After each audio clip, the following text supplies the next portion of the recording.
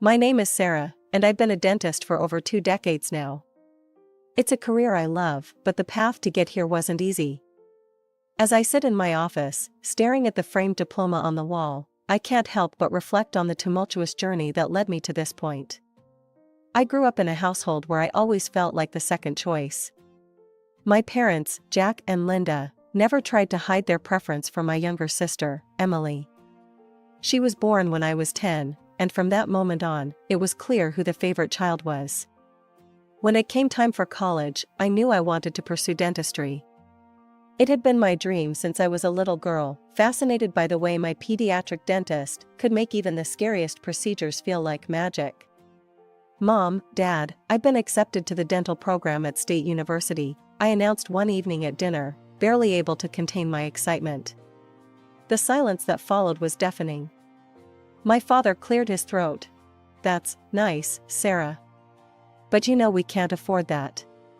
We're saving for Emily's future." I felt like I'd been punched in the gut. But I've worked so hard. My grades are perfect, I thought. "You thought wrong," my mother cut in, her voice cold. "We've always been clear about our priorities. Emily has a bright future ahead of her. Well, you'll find something suitable, I'm sure." I ran from the table, tears streaming down my face. The next day, I visited my grandparents, Robert and Margaret. They'd always been kinder to me, more understanding. When I told them what happened, my grandfather's face turned red with anger. "Those fools," he muttered. "Don't you worry, Sarah. We'll make sure you get to that school." True to their word, my grandparents scraped together every penny they could to help me with tuition. I worked multiple jobs, studied harder than I ever had before, and eventually graduated at the top of my class. During my final year of dental school, I met Tom. He was charming, handsome, and seemed to genuinely care about me. We married shortly after graduation, despite my parents' objections. "You're making a mistake," my mother hissed at me during the reception. "He's not good enough for this family." I ignored her, convinced that for once in my life, I'd made the right choice. How wrong I was. The first few years were good. We had 2 beautiful children, Max and Lily, and I started building my dental practice. But as time went on, Tom changed. The charming man I'd fallen in love with disappeared, replaced by someone I barely recognized. It started with the drinking. A beer or 2 after work became a 6-pack, then a bottle of whiskey. He'd come home late, reeking of alcohol, picking fights over nothing. I endured it for years, hoping he'd change back into the man I'd married. But one night, as I watched him nearly drop our infant daughter while in a drunken stupor, I knew it was over. The divorce was messy, but in the end, I got custody of the kids and kept my practice. The day I told my parents about the divorce, I foolishly hoped for some support. Instead, I was met with cold disappointment and blame. "I'm sure you're exaggerating," my mother said, her voice dripping with disdain. "Tom always seemed like such a nice man. You probably drove him to drink with your nagging." That was the last straw. I gathered my children and left, vowing never to seek their approval again. Meanwhile, my sister Emily's life seemed picture perfect. She'd become a psychologist, married a successful businessman named David, and had 2 boys of her own.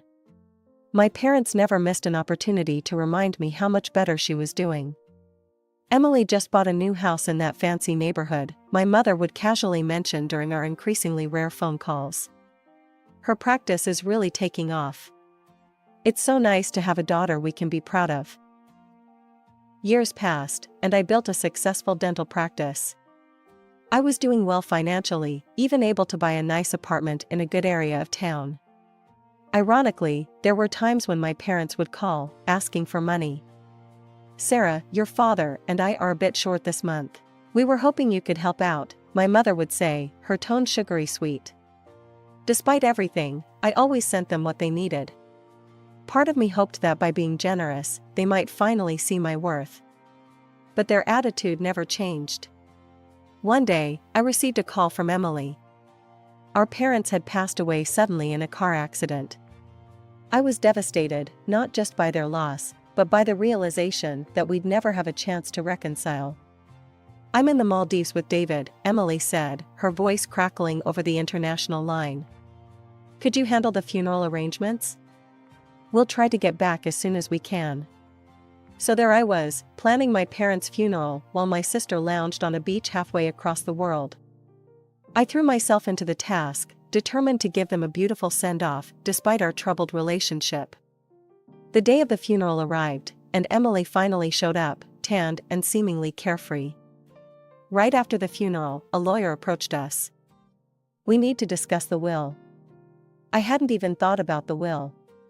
Surely, despite everything, my parents wouldn't completely forget about me? But as the lawyer read out the details, it became clear that they had done exactly that. Everything, the house, their savings, even family heirlooms, had been left to Emily. There wasn't so much as a mention of my name. As I drove home that day, I made a decision. I was done seeking approval from people who would never give it. I had my children, my career, and my own life. It was time to live it on my terms. After the funeral, my relationship with Emily became even more distant. We rarely spoke, save for obligatory holiday greetings and birthday wishes via Skype. I'd catch glimpses of my nephews, Tommy and Jake, during these calls, but it was hardly enough to form a real relationship with them. From what I could see, the boys were growing up to be quite a handful. During one memorable video call, I watched a 6-year-old Tommy throw a tantrum because Emily wouldn't buy him a new tablet. "But I want it now," he screamed, his face red with anger. Emily just smiled indulgently. "Now, sweetie, we can't always get what we want right away. We'll talk about it later, okay?" I couldn't help but interject. "Emily, don't you think you should be a bit firmer with him? That behavior isn't appropriate for his age." My sister's face hardened. "I'm a psychologist, Sarah. I think I know how to raise my children without causing childhood trauma. They need to feel free to express themselves." As the years went by, my own children grew up and moved out to start their own lives. Max became a successful software engineer, while Lily followed in my footsteps and went to dental school. I was immensely proud of them both. With the kids gone, I found myself enjoying the quiet life of an empty nester. I adopted a cat, Mr. Whiskers, who quickly became my constant companion. My days fell into a comfortable routine of work, home, and the occasional dinner with friends. Then, one rainy Tuesday evening, my peaceful life was shattered by a frantic knocking at my door. I opened it to find Emily standing there, mascara running down her face, with Tommy and Jake in tow. "Sarah," she sobbed, "I need your help. David and I had a huge fight, and I just need a place to stay for a while." I hesitated for a moment, remembering all the years of hurt and neglect. But looking at my sister's tear-stained face and the confused expressions of my nephews, I knew I couldn't turn them away. "Come in," I said, stepping aside to let them enter. As they filed into my apartment, I got my first real look at Tommy and Jake in years. Tommy, now 9, had a sullen look on his face, while 6-year-old Jake was bouncing off the walls, touching everything in sight. "Jake, honey, please don't touch that," I said gently as he reached for an antique vase. He ignored me completely, knocking the vase to the floor where it shattered into 1,000 pieces. Emily barely reacted. "Oh, boys will be boys," she said with a weak laugh. "We'll replace it, won't we, Jake?" Jake just shrugged and moved on to the next breakable object. I took a deep breath, reminding myself that they were guests in my home and that this was just temporary. But as days turned into weeks, it became clear that Emily had no intention of leaving anytime soon. My once tidy apartment descended into chaos. Toys and clothes were strewn everywhere, the walls were covered in crayon drawings, and the constant noise was driving me to my wits' end. One particularly trying afternoon, I returned home from a long day at the dental office to find my living room in complete disarray. The floor was littered with toys, crushed snacks, and what appeared to be the stuffing from one of my throw pillows. In the center of it all sat Tommy and Jake, gleefully engaged in what looked like a food fight with my good china as ammunition. "Boys!" I exclaimed, shock and frustration evident in my voice. "What on earth are you doing?" They barely glanced in my direction, continuing their rambunctious play without missing a beat. I looked around frantically for Emily, finally spotting her lounging on the balcony, engrossed in her phone. "Emily," I called out, trying to keep my voice steady, "have you seen what the boys are doing?" She glanced up briefly, a look of mild annoyance crossing her face. "They're just playing, Sarah. Don't be such a killjoy." I took a deep breath, counting to 10 in my head before speaking again. "Emily, they're destroying my home. This has to stop." Emily rolled her eyes and reluctantly got up from her chair. She sauntered into the living room, surveying the chaos with a disinterested eye. "All right, boys, that's enough for now. Why don't you go watch some TV?" The boys cheered and raced off to the guest room, leaving the mess behind. I stared at my sister in disbelief. "That's it? You're not going to make them clean up?" "Oh, relax," Emily said dismissively. "I'll take care of it later. You're always so uptight, Sarah. It's not good for your blood pressure." As the days wore on, I found myself becoming more and more stressed. The constant noise, the mess, the lack of respect for my home and my rules, it was all taking a toll on me. Even Mr. Whiskers, my usually affectionate cat, had taken to hiding under my bed most of the time, only emerging for food and to use his litter box. One evening, as I was preparing dinner, a task that had somehow fallen solely to me despite Emily and the boys being my guests, there was a knock at the door. I opened it to find Mrs. Johnson, my elderly neighbor from the floor below, standing there with a stern expression on her face. "Dr. Sarah," she began, her voice tight with barely contained anger. "I've always considered you a model neighbor, but these past few weeks have been unbearable.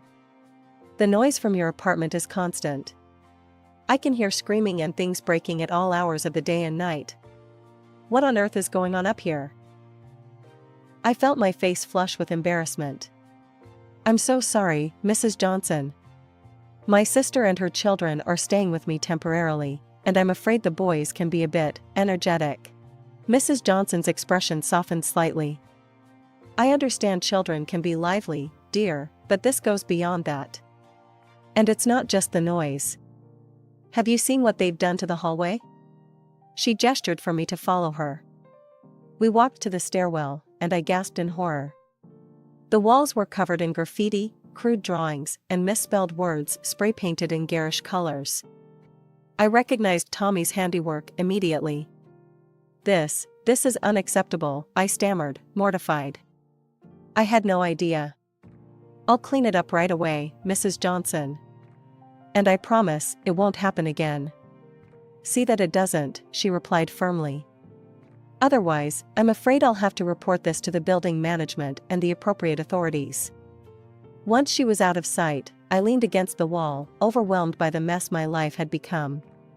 Taking a deep breath, I steeled myself and marched back to my apartment. As I opened the door, I was met with the sound of Tommy and Jake's laughter, punctuated by the crash of something else breaking. "Boys," I said firmly, "turn that off. We have work to do." They ignored me, as usual. I strode over and switched off the TV. "Hey," Tommy protested. "We were playing that." "Not anymore," I replied. "You're going to clean up the mess you made in the hallway. Come with me, now." Grumbling and whining, they followed me to the stairwell. I handed them scrub brushes and a bucket of soapy water. "Start cleaning," I instructed. They stared at me in disbelief. But Mom said we don't have to do chores," Tommy stammered. "Your mom isn't here right now," I said. "And in my house, we clean up our messes." They half-heartedly swiped at the walls, more interested in splashing each other than actually cleaning. I was about to intervene when I heard footsteps on the stairs. To my surprise, it was Mrs. Johnson's son, Mark, in his police uniform. He must have just gotten off duty. "Everything okay here, Dr. Sarah?" he asked, eyeing the boys suspiciously. Sensing an opportunity, I explained the situation. Mark's face hardened as he turned to Tommy and Jake. "Listen up, boys," he said sternly. "Vandalism is a serious offense. If you don't clean this up properly, we're going to have some real problems. Understand?" The boys' eyes widened in fear. They nodded vigorously and began scrubbing the walls with newfound enthusiasm. I was supervising their progress when I heard the elevator ding.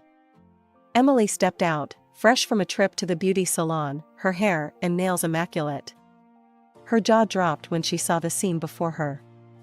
"What the hell is going on here?" she shrieked. I calmly explained the situation, but Emily wasn't having it. "How dare you force my children to do manual labor?" she yelled. "This is cruel and unusual punishment." "Cruel?" I shot back, my patience finally snapping. "Cruel is letting them destroy other people's property without consequences." Emily grabbed the boy's hands. "Come on, we're leaving. I won't let you be subjected to this abuse." The next few days were tense. Emily and the boys stayed, but they barely spoke to me. I was starting to think things couldn't get any worse. I was wrong. I came home from work one afternoon to find my apartment eerily quiet. "Hello?" I called out. A pitiful meow answered me. I followed the sound to find Mr. Whiskers huddled in a corner, his fur a startling shade of blue. "Oh my God," I gasped. The poor cat was covered in paint, frantically trying to lick it off.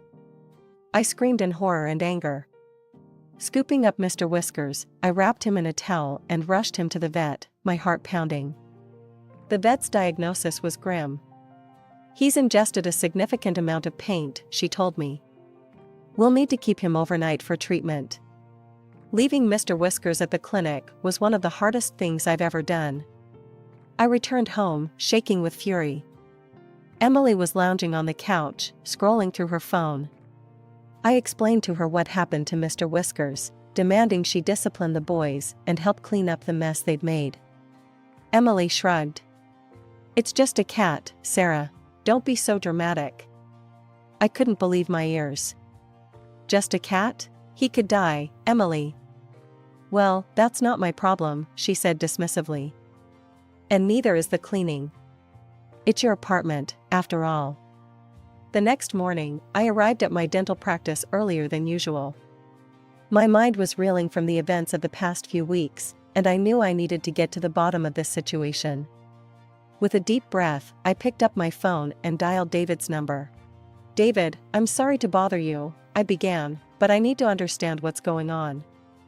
Why did you and Emily have a fight? When is she planning to come back home?" There was a long pause on the other end of the line. Then, David let out a heavy sigh. "Sarah, I'm afraid Emily won't be coming back. We're getting divorced." David's story came pouring out, each revelation more shocking than the last. He told me how Emily had quit her psychology practice years ago, refusing to work or even help around the house. Their home had fallen into disrepair, and the children were completely out of control. "And then there were the vacations," he went on. "She'd jet off without me or the kids, using the money from your parents' inheritance. I thought she was just taking some time for herself, but..." His voice trailed off, and I felt a chill run down my spine. "But what, David?" "She was cheating on me, Sarah. Multiple times, with different men. God, I can't believe I'm saying this, but I had to get a DNA test for the boys. Thankfully, they're mine, but after all that, I just couldn't do it anymore. I filed for divorce and asked her to leave." After finishing the call with David, I sat at my desk, trying to process everything I'd learned. The realization hit me like a ton of bricks. Emily wasn't planning on leaving anytime soon. She was using me as a fallback, a free place to stay while her life fell apart. That evening, I confronted Emily. The boys were in the guest room, engrossed in their video games as usual, while Emily lounged on my couch, scrolling through her phone. "Emily, we need to talk," I said firmly, sitting across from her. "I spoke to David today." "Is it true? Are you really getting divorced?" Emily shrugged, an air of indifference about her. "Yeah, it's true. David and I are over. I'm tired of him and his expectations. But don't worry, sis. You'll help me out, right? After all, that's what sisters are for. I couldn't believe what I was hearing. Help you out? Emily, you've turned my life upside down. You're not even trying to get back on your feet. What about your inheritance? Surely you can use that to find your own place. She laughed dismissively. Oh, that money? It's gone, Sarah. There were barely crumbs left anyway. I felt my blood begin to boil. Crumbs? Emily, our parents left you over $200,000. How could you possibly have blown through all that money? Emily just shrugged again, reaching for her phone. Life's expensive, Sarah. You wouldn't understand. In that moment, something inside me snapped. Years of resentment, weeks of frustration, all came bubbling to the surface. No, you're the one who doesn't understand, I said, my voice low and controlled. I've had enough. Get a job, start disciplining the boys, contribute to this household, or get out. You have 1 week, Emily. 1 week to show me you're serious about turning things around. Emily's eyes widened in shock. For the first time since she'd arrived, she seemed to realize I wasn't going to back down. A few days after my ultimatum to Emily, I returned home from a long day at the dental office. As I approached my apartment door, I was struck by an unusual silence. No shouting, no crashes, no sounds of destruction. It was peaceful. Warily, I entered the apartment. Emily? I called out. No response. I found Tommy and Jake sitting quietly on the couch, their eyes red and puffy as if they'd been crying. My heart sank. Boys? Where's your mother? I asked gently. Tommy wordlessly handed me a piece of paper. With trembling hands, I unfolded it and began to read. Dear Sarah, I've realized that motherhood just isn't for me. I'm still young and I want to live my life. I've met someone, he's young, exciting, and doesn't have any baggage. We're leaving town together. You're always going on about responsibility and all that boring stuff, so here's your chance to put your money where your mouth is. The boys are your problem now. You're an old maid anyway, so you might as well be useful and raise them. Don't try to contact me. By the time you read this, I'll be long gone. Emily. I collapsed onto the sofa, my mind reeling. How could she do this? How could she abandon her own children? With shaking hands, I picked up my phone and dialed David's number. When he answered, I could barely get the words out. David, it's Sarah. You need to come over right away. It's about the boys. Within an hour, David was at my door. I handed him Emily's note without a word. As he read it, his face cycled through shock, anger, and finally, a deep sadness. Oh, boys, he sighed, kneeling down to hug Tommy and Jake. I'm so sorry. Over the next few hours, David and I talked, trying to figure out what to do. It was clear that the boys needed stability, and David was determined to provide that. I'll take them home, he said firmly. And first thing tomorrow, I'm going to file for full custody. I nodded, relief washing over me. I think that's for the best. And David, I'll help in any way I can. I'll testify, provide character witnesses, whatever you need. The next few weeks were a whirlwind of legal proceedings. David filed for full custody, and I found myself recounting Emily's behavior to stern-faced judges and social workers. In the end, the decision was swift. Emily, who never even showed up for the hearings, was stripped of her parental rights. David was granted full custody of Tommy and Jake. As the dust settled, I found myself adjusting to a new normal. I visited David and the boys often, marveling at the changes in their household. David had hired a part-time nanny to help out, but he was also making a concerted effort to be more present in his sons' lives. One sunny Saturday, about a month after everything had happened, I visited their home. I was amazed to find Tommy setting the table for lunch, while Jake was helping David prepare sandwiches in the kitchen. Aunt Sarah, they both cried, running to hug me. I embraced them tightly, noticing how much calmer and happier they seemed. They're doing so well, I remarked to David as we watched the boys play in the backyard after lunch. You're doing a great job. 5 years have passed, and life has taken unexpected turns. I'm still practicing dentistry, finding fulfillment in my work and enjoying quiet evenings with Mr. Whiskers, my faithful feline companion. Tommy, now 14, has become something of a local celebrity. His graffiti art, once a source of frustration, has evolved into a genuine talent. He's a popular blogger, showcasing his work online and even getting featured in the news. His success has brought him a decent income, unusual for someone his age. One Sunday afternoon, David and the boys were visiting me for our weekly family dinner. We were catching up on Tommy's latest art project when there was an unexpected knock at the door. To everyone's shock, it was Emily. She barged in, eyes fixed on Tommy. I hear you're making quite a bit of money now, she said, her voice sickly sweet. Mommy needs her share. David stepped forward, his face stern. You have no right to any of it, Emily. He pulled out a document from his wallet. You were stripped of your parental rights years ago. Leave now, or I'm calling the police. Emily's face contorted with anger, but seeing our united front, she turned and left without another word. We haven't seen her since. As for me, I continue to work and enjoy life's simple pleasures. I stay in touch with my own children, now adults themselves, cherishing our relationship. This unexpected journey has taught me the true meaning of family. It's not always about blood, but about love, support, and being there for each other through thick and thin.